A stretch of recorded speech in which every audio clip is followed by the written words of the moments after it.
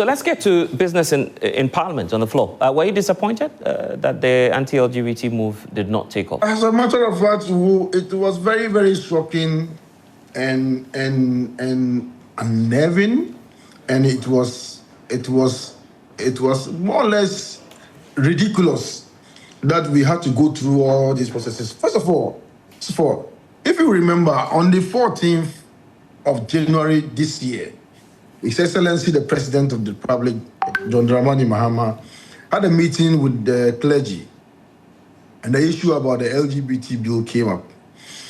And the president at the time, I remember, said that government was going to sponsor a bill, and that is not going to be a private member's bill. Several months down the lane, we didn't hear anything. And so some members of parliament from both sides of the aisle decided that, look, let's take this out. It doesn't have to take only the governments for us to do this, so we can do it again. So some of us consented to joining the sponsorship of the bill, and we rightly so, added our names, and the process began.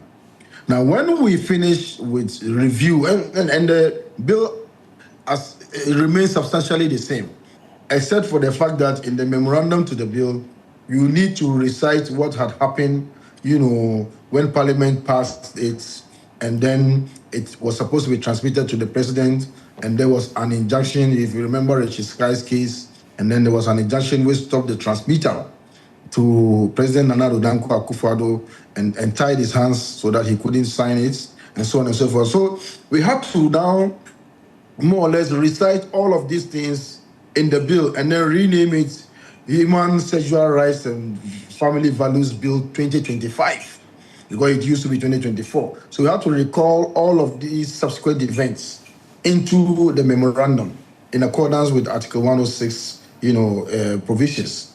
So we did that. The bill was duly approved and admitted as the Human Sexual Rights and Family Values Bill 2025. The clerk, upon the direction of the Speaker, directed the Legislative Drafting Office to review the proposed bill, which was done. The draft was then sent to the Attorney General Department for comments. The AG's department reviewed and made their comments, and some of the things that the AG's office did was to check the sentencing regime to see if it is consistent with the sentencing regime under the Criminal Procedure Code, and to also see about some, recasting of some provisions, and that's just a legislative style of whoever was doing at the time and whoever is doing it now. But those ones don't go to the heart and substance of the issue. Then from there, the AG's comments were duly factored into the proposed bill. Speaker then referred the bill to the Committee on Private Members' Bill for consideration and recommendation. Now, the Committee on Private Members' Bill is chaired by the First Deputy Speaker. He met the sponsors of the bill. The committee met the sponsors of the bill and then they appeared before them. Thereafter, it was transmitted back to the Speaker. And the Speaker then directed the clerk to Parliament, to gazette the bill. You see what I'm saying? Yeah. So the gazetting process took place. It was gazetted for 14 days as mandated in the Constitution. After the expiration of 14 days, the bill then matures and had to be introduced for the first time in Parliament. That is why we found it on the order paper. And that is the procedure that you go through. So we had exhaustively gone through all this procedure. The bill now found itself on the order paper to be introduced and read the first time and referred to the Committee on Constitutional and Legal Affairs. That is where we were. So on Tuesday, the order paper contained the bill to be read the first time, and then consequential action will be taken. On Wednesday, when we came to Parliament, the order paper omitted the bill entirely, and it was completely deleted. Now, mind you, there were issues that were tabled in January 2021, which were never exhausted at the time that we were rising the 8th Parliament was being dissolved. But they continue to remain on the order paper all the way until the last day. So once an issue has been introduced on the order paper, until it is treated, it continues to be so, to be on the order paper. You're mindful that you're not, you don't attend the leaders' meeting or the business committee meeting of Parliament, and so maybe something could have changed at that stage because you have your reps, the leadership of your caucus there. They could have made a case, isn't it? What's the name? The business committee meeting had already planned the business for the week, and this bill was part of it. Are you sure about that? Of course, if it wasn't discussed and hadn't been considered, it wouldn't have found itself on the order paper. Nothing happens on the order paper by accident, and nobody smuggles anything onto the order paper. So it had to be discussed and agreed upon before it will find itself on the order paper. So that much, there's no doubt about it. Okay, so what do you say to this? The feeling that, I mean, this whole issue of the anti-LGBTQ bill, we've gone past it as a nation, don't you think so? How do you mean we've gone past it as a nation? Do our values now accept LGBT? Which customary area accepts LGBT? Which of our traditions accept LGBT? You can just name me one traditional area that accepts LGBT, and then we can end the discussion. That's an interesting one. But anyway, I was just asking you about it. So now that government is taking that off the table, as you're claiming, what's the next step for you? It cannot be taken off the table just like that. This was a major political issue. All the identifiable groups in this country, religious groups, traditional authorities, the youth, the civil society organizations, everybody, all the political parties, everybody agrees that we must go through this. And so there cannot be any shortcuts at this stage. We must naturally go through the process. Otherwise, look, the political class is going to lose its, integrity completely. But we will not allow this thing to go on like that. This will be like the heaviest deception ever on the people of this country. Of course, we are seeing the reality of how, Galamsey deception is playing out, and will not allow the LGBT one to be added to it. I mean, Ghanaians would have been suffering too much if we continue to allow this thing to pass. So we will go to insist, we will go all the way to the end to ensure that the will and wishes of Ghanaians would come to pass as far as this bill is concerned. Okay, thank you. I'm to take a break, but let me do the studio audience a bit. Just 30 seconds each. Quickly do that for me. Kindly introduce yourself and then make your comments. Yes. With respect to the state of finance, let me extend my condolences to the entire family. Yes, with respect to the anti-LGBTQ bill. So I'm in full support of the goodwill behind the bill. But this remains undisputedly a very consequential bill. Let's not forget, and essentially, if you live in a glass house, don't throw stones. We should sit back and reflect of the repercussions of the bill. I am in full support behind the moral pillars of the bill. But then let's take a moment, reflect on the sanctions that these will impose on us, because some countries have tried it, and it didn't really end in a good direction for them. Are we ready when it backfires? So we should sit down and devise a new model that is still geared towards the intent of the bill, not necessarily a legislation. That, in my opinion, is what I think will help. Yeah, thank you. Yes. Okay, you wanted to make a point briefly? Yeah. All right, so my name is Bernard Kwekuusu.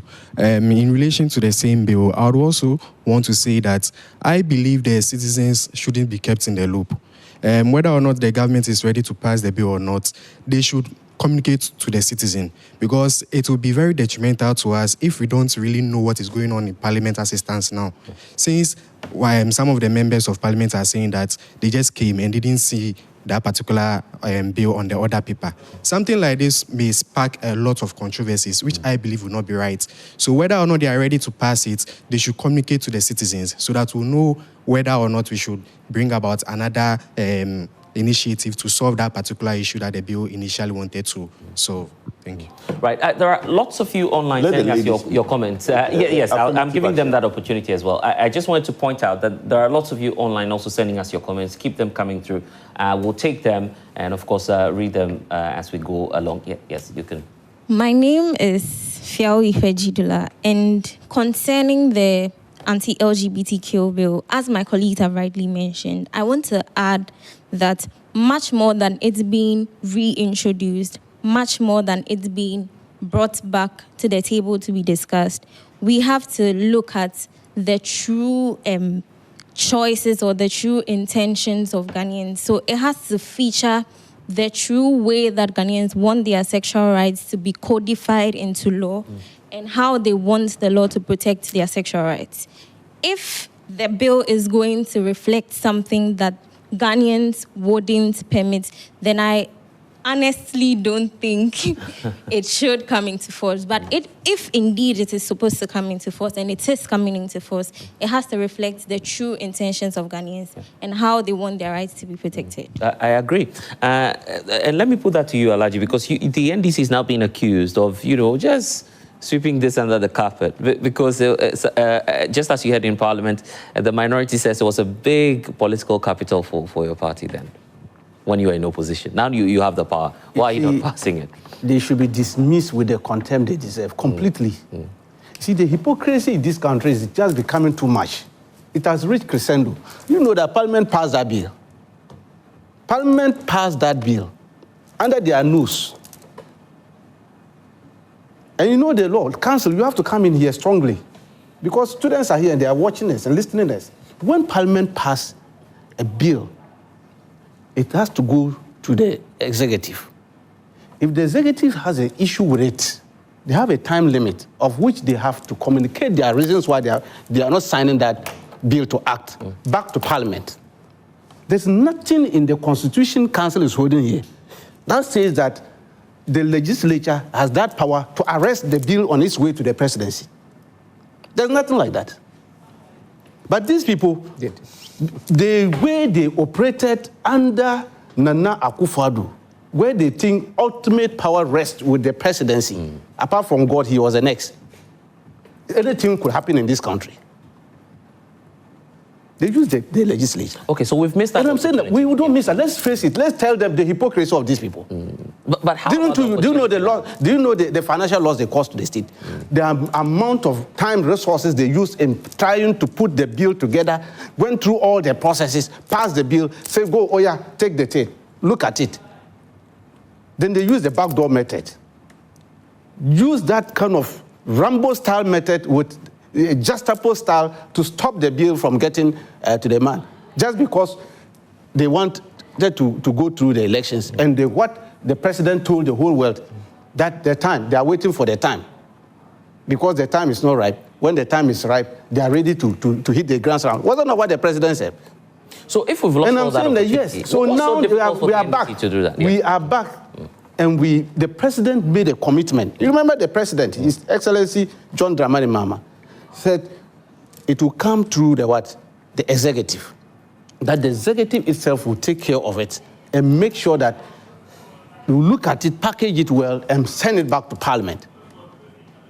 They are inviting us to their realm. We will not follow them to that kind of. So you want the NDC to own the process? I'm saying that yes, we are not going to accept the invitation from the MPP. Anyway? There's a difference. An anti-LGBT bill there's a difference. There's a complete difference between that. He knows the difference between private and the government-sponsored one. There's a difference between that, clearly.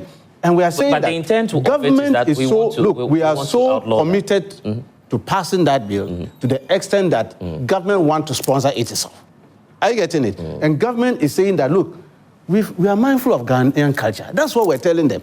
We are very mindful of our culture and our tradition. And thank God the speaker is all out for it. And so what is the problem? The numbers, we have the numbers. This press conference minority, what can they do? So why is it taking so long to do that? It's not taking that long. How long have we been in government? Oh, it's almost... And I'm saying that we have been in government for just 10 months. 1 year. No, 1 year. And we are putting the structures together. We are putting it together. That bill is being... We are saying the government is going to sponsor it. And it will come to pass. It's one of the things that we are going to make sure that we do it. I'm saying that we don't even fear that. When you talk of doing it, it makes it easier because we have the numbers. Okay. You get what I'm talking about. We have the numbers. You're not able to give a timeline. No. We don't just give out timelines and say that we are going to do it this way. I said these people, is it 87? I forgot their numbers. Now it's 87. Is it 86? Now it's 87. No, 80, they will go to 86 because there's one we are targeting again when we'll take it. You see, these numbers that we have, we are going to use it for the benefit of the good people of Ghana. I am saying our tradition abhor it. Our culture setup abhor this completely. We all agree. The Islamic clerics, they are against the churches, they are against even our own traditional believers, they all against this. So we knew of it. And we know there's a law in this thing. Yep. The criminal code makes room for certain aspect to be criminalized in terms of it, but it's not enough. I hear, we are going to deal with it. Yeah, so government is going to deal with it. A quick intervention on the issues you were raising about the parliamentary procedure. Can we hear it, Honorable? I think that I need to make a quick intervention to respond to Dr. Tanko Computer. You see, this government, since it came into office, has passed a number of legislations. Some, in fact, many of them, they passed them through certificate of agency because there was some urgent matter as far as this is concerned. Now, I'm now understanding that this LGBTQ is not an urgent matter as far as the NDC is concerned. If you look at the spirited attacks that Computer and his people mounted on this LGBTQ, and the fact that the flag bearer at the time said that it will be the first thing that he will do. It will be the first thing that he will do. The president has said that. He's on record to have said that. Look. Yeah, but please do check. You can do a fact check. It's one of the first things that he will do. Look, it's very, very... When did the president say that? Please, these are campaign matters that were being said during... Okay, because I haven't heard that. That's why I'm asking you. Yeah, you check. I'm sure you'll find some of these things. You see, they're all over the social media. But you see, the truth of the matter is that they have passed a lot of bills and a certificate of agency. What stops them from bringing this? Okay, let me put that to Elijah so I can give the opportunity to the others. What stops them from bringing down a certificate of agency? I am saying they have passed bills within 1 day. Within 1 day, 24 hours they have passed bills. Many bills since this parliament came into being. Why are they not bringing? Okay, let's hear him on that. Honorable Tampuli, Council, you are very much aware that this bill was passed by the then parliament. It was part and parcel of those who passed it. He didn't object to it. The bill he was part of it. With the 8th parliament. The bill died with the 8th Why should it die? You people kill it. So you kill it and now you want somebody to come in. So let me get... That's what you are doing. You kill the bill. What is this thing? And now you want us to resurrect that your dead this thing. We'll come in our own terms. Gentlemen, we have the OSP to talk about. I want us to close the chapter on this. You have overwhelming majority. You have over 2/3 majority. What stops you? Are you continuing to blame Akufo-Addo? Are you going to continue to blame MPP 10 months down the lane? Really? Don't you think Ghanaians are white enough? Council, I'm saying that we will not resurrect your dead bill. We are coming in our own terms. So we'll resurrect that your dead bill. That's why we are telling you, kill your bill using the court to kill it, just for political expediency. Now you wanted to resurrect that your dead bill. No, we'll come in our own terms. Okay, Janet, let me hear you. You know, you are coming. So what? You are coming in the 3rd year or the 4th year or when? Okay, Janet. When we talk about the LGBTQ bill, we were in full support about the anti-LGBTQ bill that was placed in Parliament. When we heard that Parliament passed that bill, we were overjoyed, not only as the entire country, because Ghana, we have 97% of our population being religious. Either the person is a traditional believer, a Muslim, a Christian, or any of the smaller denominations. According to the 2021 Population and Housing Census, we have 97% of our population being religious. So there is no doubt that a country which is religious in nature will be against an anti-LGBTQ bill. So when it was passed, Ghanaians were happy. But when the MPP started playing tricks with the bill, Ghanaians got angry. You see those votes that they got, I mean, the MPP losing abysmally, it had to do with the LGBTQ. Because you are daring God. You are daring God when you think that you can play politics with something of this nature. You feel there was too much politics with the bill? Oh, no, they think they were joking. But, you know, you don't joke with God because he's the one who brought the proper sexually right bill into place when he gave, when he created Adam and Eve. So when you come as a political party and because of foreign aid, you are looking for aid, you will do that. He will kick you out of the power he has given you. Look, the NDC should tread carefully because when you are about to fall, much will be given to you and you become too arrogant. And once you are not watching, you will fall down into an abyss. And that is what is going to happen to them if they don't rise up, especially when it comes to the LGBTQ bill. Ghanaians, we are not joking. Look, I was already telling... The issue even about the bill itself, you know, it's a controversial question, but, you know, do you think it's still a front burner matter for many Ghanaians now? Are they not more concerned about other things than... They are more concerned about the LGBTQ bill than anything. Ghanaians said they don't want foreign aid.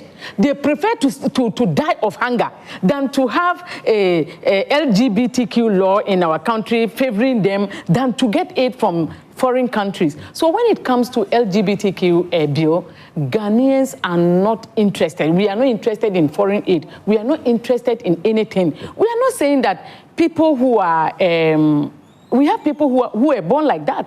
And I think we should pray for them and also be able to orient them into a proper way of living. But we have people who have also used it as a lifestyle, and now they are even inviting more people to come into it. And these are things that we should not even accept as a country. Look, national health insurance cannot be able to even provide health for persons who are facing these difficulties. So the NDC, Ghanaians have given you power. We don't want to hear MPP name when you are talking about LGBTQ. They were kicked out not only by Ghanaians, but MGO too, for refusing to sign the LGBTQ bill. But now that you are in, and they have given you overwhelming majority, you try to play tricks on Ghanaians. Whatever happened in Parliament was tricks. And if you play tricks on Ghanaians, you are playing tricks on God, not this in the people of Ghana. Lawyer Wayo, the aspect of the law, Alaji was just referring you to some parts. The law was passed, in his view. The president then, Nana Danko Akufo-Addo, should have just signed it. Yes, so that is where the problem began. And it tells you the political nature of these type of public interest matters. The fact that Parliament did its work and the executive was supposed to assent and then give that bill to the nation as a law to govern our activities in respect of LGBT. And the president, who has been voted for and is supposed to exercise his duty in these manners, blatantly, under political disguise, refuses to sign it. That's a problem. And we can now attribute it to Richard Sky's, legal action, more or less, stampeding the president, because it was incumbent upon the president under 7 days to send it in. I'm told that we have to take a break, so we'll take a short break. When we get back, I'll give you the take, and then that of Nana, and then we can talk about the Office of the Special Prosecutor. You're watching Prime Insight. We'll be right back.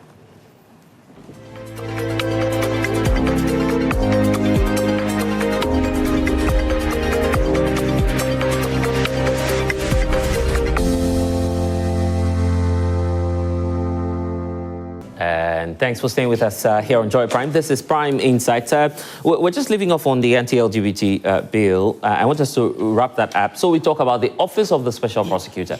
Should we dissolve that office, or should we keep it running? Because lots of questions coming up, and then coming to my studio audience as well to get their thoughts on that. But Counsel, you're just making a point earlier about the bill. Yes, so I think the constitutional imperatives are very clear. If you look at Article 106.8, it's clear.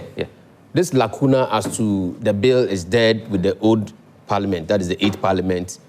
I've been glancing through and I don't get to see it. I don't see, unless maybe it's in the standing orders of parliament, but in our constitution, I don't see anything under Article 106 that talked about a certain bill being dead. What it is that if the president has a reservation, you have to send it back to parliament stating a memorandum or a bit of it that this particular bill, I have a problem with this. Or the president can send it to the Council of State, where the Council of State will take 90 days, 3 months to look at it. In both cases, it will now come back to Parliament. So where we are, and this bill being with the president. So you feel the process shouldn't even be starting all over again? Because you see, this is the political class, and now I have a problem with this coinage we are now forced on the truth of Ghanaians. Ghanaians, please disregard this thing they call political class. I'm a socialist. There's nothing like class struggles. You understand? They are beginning to, and I hear the minority leader, Afemakin, use it the more. I just heard my brother Tanko use it the more. There's nothing like political class.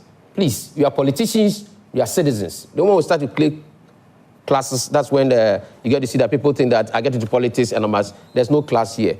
For example, what we are doing here today, the NPP did not do what is needful. Now, the president that has come in must just look at the laws, send it back to Parliament, stating the areas you disapprove, or take it to the Council of State for them to But you just said from Rashid Tanko Computer telling you that, look, we want to do it on our own. No, there's no constitutional imperative to support the argument. You see that they are trying to change the narrative that is gone with the old Parliament. I'm saying that if you look at Article 106 on how a bill becomes a law, I don't see it. Or maybe it's in the Senate of the Parliament. But if you look at Article 106, what I see once is that it's been passed. Yes, if the president has a reservation, send it back to Parliament. Add a memorandum, say I have a problem with ABC. Or if the president doesn't want to have a problem, he wants to wash his hands, take it entirely to the Council of State. Let the Council of State have 90 days, so 3 months, to deal with it and come and say, we don't want LGBT or we want it. But this narrative that is dead, so we are bringing something fresh. It's also a problem with the current administration. It tells you that none of them want to deal with this matter. And like my brother said, in opposition, politicians will make some statement. The president made some statement. Look at our brother Sam George. He was all over the place. He was a young man all over the place. And he's on record saying that if the president does not pass it, he'll be on the neck of the president. Now you are in government. Why are you not on the neck of the president? So this type of politicking that will give citizens only to win political power, the Gen Zs and the young ones should begin to see that the NDC and NPP are all putting up this strategy. They are not giving the citizens the governance that we need. You say something in opposition, you come and then you go to sleep. You understand? All right. So I don't see where this bill has died with the 8th Parliament. What I see is that the president can refer it to another group of people. If the president wants to wash his hands, go and give it to the Council of State. Then leave it with them. Whatever they bring, then you follow with it. Right. Or if yourself have a problem with some provision, send it. But this issue of is dead. It's not right. You don't feel it's dead. And that is why we need to change the NDC and the NPP. If the CPP is in government, the moment this government was formed, and my brother Tanko says 9 months. 9 months, you've been able to put up a gold board. You've been able to put up a gold board to do something. Why 9 months you can't just sign a bill into law to govern the people's activities? Council, unfortunately, there's no bill. That thing was dead. They are standing orders. I'm saying that if you look at Article 106, there's not like it's dead. It's being regulated. That one there. You understand? Unless another law points me to it. Because like I said, but 106, as I read it, it doesn't talk about a bill being dead. So where we are currently now, I think the Attorney General is my humble plea to the Attorney General. That is what laws are for. Right. He should now take it up and take it to the Supreme Court for us to get a determination. Because these are the things that happen in a society. We need to have a proper legal guidance. Yeah. It's never happened. So now that it's happened, in law we call locus classicus. Yeah. Take it to the Supreme Court. Let the Supreme Court determine that when a bill gets to this stage and a president leaves and another one comes, let us get the legal understanding of it. Now, let me hear you. But apologies. I understand, hasn't Tampoli, you had wanted to come through with a bill being dead? The point that my learned friend Wayo is raising is relative to Article 106. Yes. It talks about mode of exercising legislative power. You have the Constitution. So that's the procedure for exercising legislation, how to make laws that will make a law valid. It doesn't talk about the point that we are making. Yeah, but if a bill has been passed by Parliament, it should make article. In fact, Article 106.1 says that. And if you permit me, say that the power of Parliament to make laws shall be exercised by bills passed by Parliament and assented to by the President. Yeah, but Council, look at 106.8. 106.8. Let him look at 106.8. Oh, please, take it easy. Good. So the process of lawmaking starts with Parliament and then ends with the assent of the President. So without the assent of the President, there's no law. And if the President fails to assent to a bill, he will refer it and give. Yeah, but he's saying that which part of the law says that if the eighth parliament, just a minute, counsel, which part of the law says if an eighth parliament passes a bill? That's where I'm coming to. Yeah. That's where I'm coming to. Okay. Yeah. So if you go to Article 113, okay, so that is the provision that has been interpreted to mean that whatever happens in one parliament ends with that parliament. Okay. Subject to clause 2 of this article, Parliament shall continue for 4 years from the date of its first sitting and shall then stand dissolved. So whatever happens in one parliament cannot bind the next parliament. No, but you see, in this point, it has left Parliament, it has gone to the President, it has gone to the President. No, so it's not with Parliament anymore. Yes, but left the Parliament, President it's gone to the Executive. No, Executive please. So Executive never received it. This is law. The Executive didn't receive it. No, they didn't receive it. Executive never received it. But the transmission was in. It never got to the President. It never got to the President. It never got to the President, so it was hanging. That's what I'm saying, it was injuncted. The process was injuncted. So the proper interpretation, here was even not supposed to even transmit it to the President. So should we test that? So it never got to the President. So that's why because we're educating the citizens. We're educating the citizens. So should we test that? That is why I'm saying that it left. Parliament finished its work. Let's be clear with the procedure. Parliament finished its work. Right. It was supposed to go. So whether it was hanging, whether it was juggling, it has left Parliament. You have no business with it anymore. It hanging midway has nothing to do with Parliament. It doesn't fall within 113 as you are saying. 113 is your dissolution. So once the transmission is done for you. You understand? It has left them. I'm saying that 108, 1068. It has not been transmitted. That's what I'm saying. The point I'm making is. So let Attorney General take it to the Supreme Court and let's get a guidance. No, let me hear you. Yeah. Okay.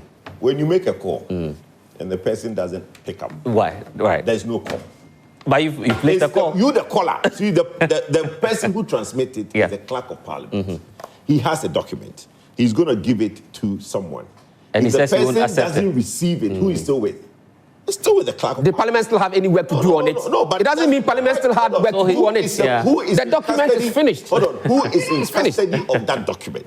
It's parliamentary clerk. No, but the document is finished. It's not because you are holding it. Doesn't the work being finished or not? Who is in custody? No, it's very important. There are three arms of government. Yeah. One arm of government works on the document. Sends it to the President. Sends it to the other arm. The other arm have not received it. So you can't say that it's never. But the work is finished.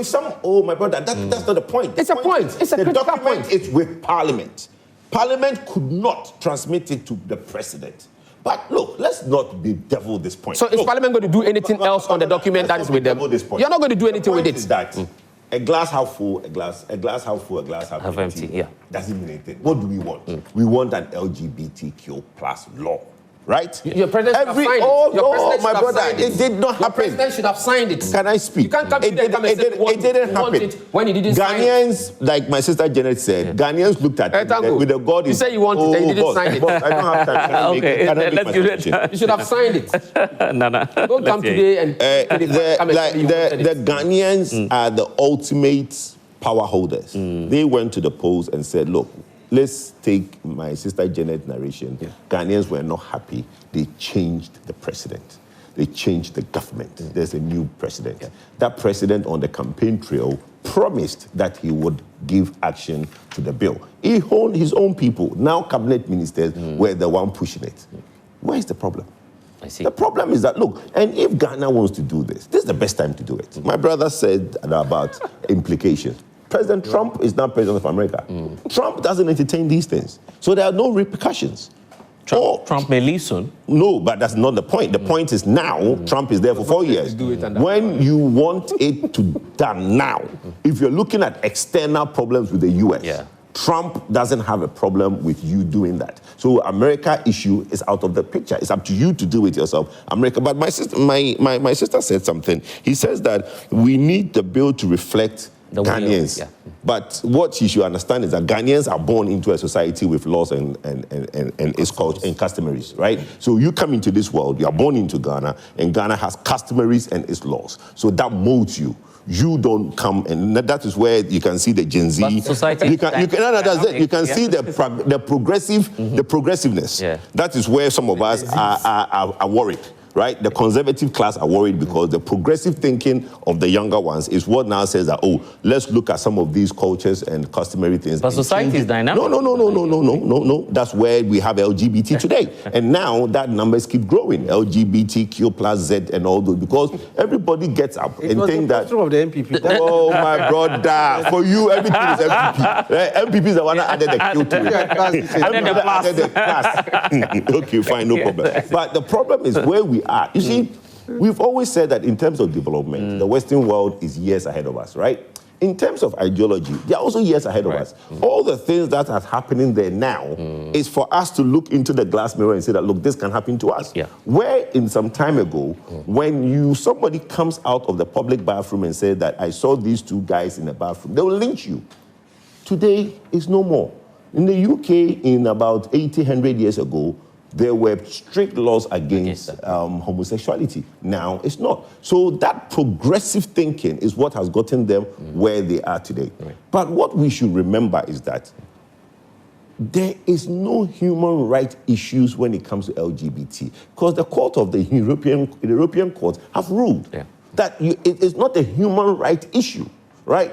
If somebody says that I am against, and we have a law, very fundamental, which is the canal law, right? Which basically solves most of these problems. Some say it's biased. Well, I don't want to go there. For me, I just think that if it's not broken, don't fix it. Right. We tend to be having this progressive thinking, and that is where my fear is, where we are trying to think that because something is happening in the Western world, why can't we also explore and look at it? And that's where the progressive nature of the society is going. Okay. But for me, let me land on this small point.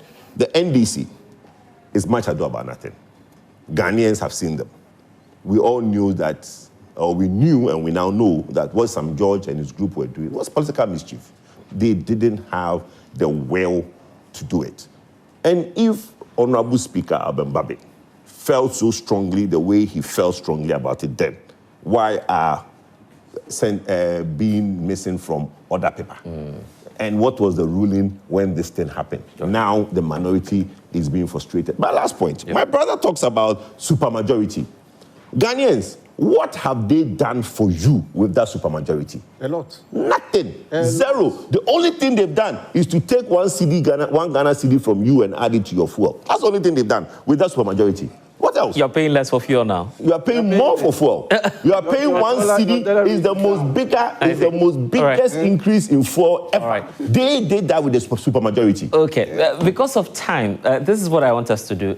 Let's wrap up with the Office of the Special Prosecutor situation. The Deputy AG pointing out that they need further clarifications from the Office of the Special Prosecutor to be able to extradite the former Finance Minister, Ken Ofori-Atta. That has become a huge banter online, with many expressing surprise as to, in fact, whether or not the OSP office should be maintained or otherwise. Let me start from you, Honorable Hassan Tampoli. Your quick take on, what should happen, because now the Deputy AG says, well, they need dockets from the OSP.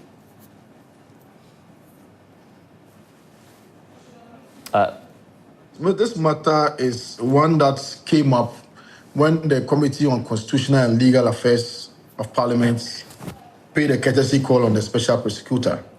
And I recall that based on some, indication that I've gotten from some other agencies, got the impression that there was some amount of tension and lack of coordination among those agencies, the CID, the NIB, the UCO, the FIC, and the OSP. So I remember I raised that issue and then asked the OSP about the level of cooperation between and among the agencies. And he, in his response, said that there was excellent collaboration and coordination between his office and the other agencies. Now, a few months down the lane, the Deputy Attorney General, don't forget, the OSP was my lecturer, and then the Deputy Attorney General was my mate. So the Deputy Attorney General's teacher was the OSP. So now I'm seeing that. So I'm seeing that my classmate is raising concerns about his teacher, our lecturers' level of cooperation with the Office of the Attorney General. I think these are things that will definitely happen. if you look at the mutual legal, what's the name, the official title, but it's a law that, you know, provides for, you know, mutual assistance among sovereign nations in terms of matters of this nature, so that they collaborate. The competent authority, as far as this mutual assistance law is concerned, is the Office of the Attorney General.